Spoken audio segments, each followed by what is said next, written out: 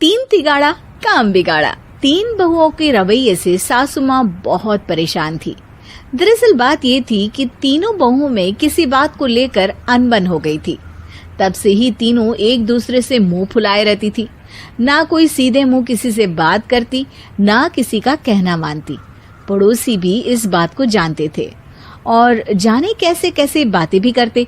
इसीलिए सासू माँ ने तीनों बहुओं को तुरंत अपने कमरे में बुलाया।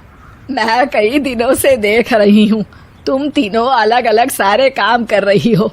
ये सब नहीं चलेगा, तीनों को मिलकर ही काम करना पड़ेगा। सास की बात सुनकर एकदम से बड़ी बहू बोल उठती है। नहीं मम्मी जी, मैं इन दोनों के साथ कुछ नहीं कर सकती। मैं इस घर की बड़ी बहू हूँ, फिर भी ये मेरा कहना बिल्कुल भी नहीं मानती। अरे जेठानी जी, जानबूझकर मुझे डबल काम करवाती है आप। और छोटी मुझसे टेढ़े मुंह ही बात करती है। इन दोनों के बीच हमेशा सैंडविच बन जाती है मेरी, और मैं हमेशा आलू की तरह बीच में मसली जाती हूँ। मम्मी जी, इन दोनों को लगता है कि मैं छोटी हूँ तो इनके पैरों तले दब जाऊंगी, लेकिन नहीं, मेरा भी उतना ही अधिकार है जितना इन दोनों का है। बड़ी आई दोनों मेरी चुगली करने के लिए, मुझे क्या कम समझ रखा है। तीनों बहू एक दूसरे से बहस करने लगती है और सास दोबारा ये देखकर टेंशन में आ जाती है और सबसे कहती है, चुप हो जाओ, अब से तुम तीनों सारे काम एक साथ करोगी, आंख बंद करके एक दूसरे की बात सुनोगी। तुम तीनों इस बात को गांठ बांध लो, वरना अगली छुट्टियों में तुम्हारा अपना मायके जाना कैंसिल। सास की बातें सुनकर डर के मारे तीनों हामी भर देती हैं। जी मम्मी जी, मैं समझ गई। हाँ मम्मी जी, जैसा आप कहें। आप जो कहेंगी मैं वही करूंगी। तीनों बहू सास की बात को गांठ बांध लेती है और वादा करती है कि अब से सारे काम वो तीनों एक साथ मिलकर ही करेंगी। ये सब देखकर सास खुश हो जाती है और वहां से चली जाती है। नीचे जाकर वो देखती है कि घर में शर्मा जी आए हुए होते हैं।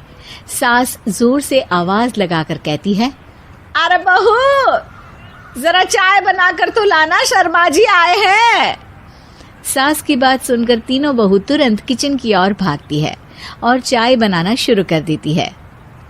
मुझे तो एकदम मसाले वाली कड़क चाय पसंद है, तो हम शर्मा जी के लिए मसाले वाली चाय ही बनाएंगे। अरे नहीं दीदी, गर्मी के मौसम में मसाला चाय कौन पीता है? मैं तो शर्मा जी के लिए इलायची वाली चाय ही बनाऊंगी। ये कैसी बात कर रही हैं आप दोनों? मेरी मम्मी ने सिखाया है कि मेहमान को ज्यादा दूध और शक्कर वाली चाय देनी चाहिए, वरना वो घर वालों को कंजूस समझते हैं। तो मैं तो शर्मा जी को ऐसी ही चाय दूंगी। तीनों बहुएं अपने अपने तरीके से चाय में शक्कर, मसाला, पत्ती सब डाल देती है। उबलने के बाद तीनों मिलकर चाय बाहर लेकर जाती है और शर्मा जी और सासू माँ को देती हैं।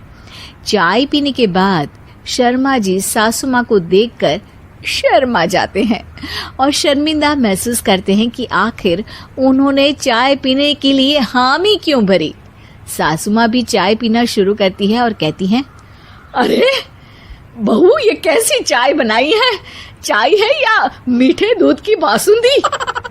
हाँ, चाय अच्छी नहीं लगी क्या? कोई बात नहीं, हम पराठा बनाकर लाते हैं। चलो चलो अंदर। हाँ चलो। हाँ, आती हूँ मैं भी। नहीं नहीं, मेरा पेट चाय ने ही चौपट कर दिया, वही काफी है। पराठे से पोपट नहीं करवाना, मैं तो चलता हूँ। शर्मा जी चुपचाप पतली गली से निकल जाते हैं।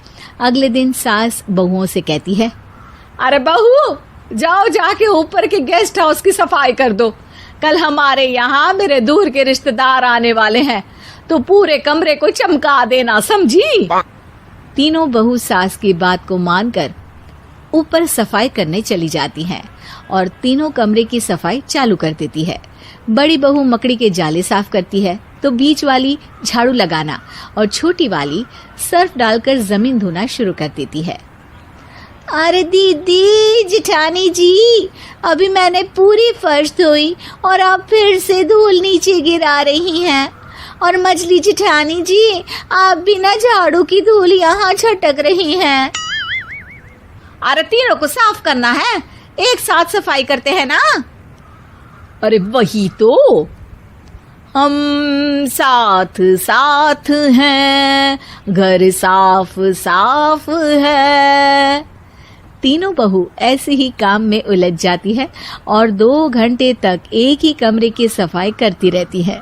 बहुत देर से अपनी बहुओं को ना देखने के कारण सास ऊपर कमरे में उन्हें देखने जाती है, लेकिन कमरे में घुसती ही वो गीली फर्श पर फिसलने के कारण नीचे गिर जाती है।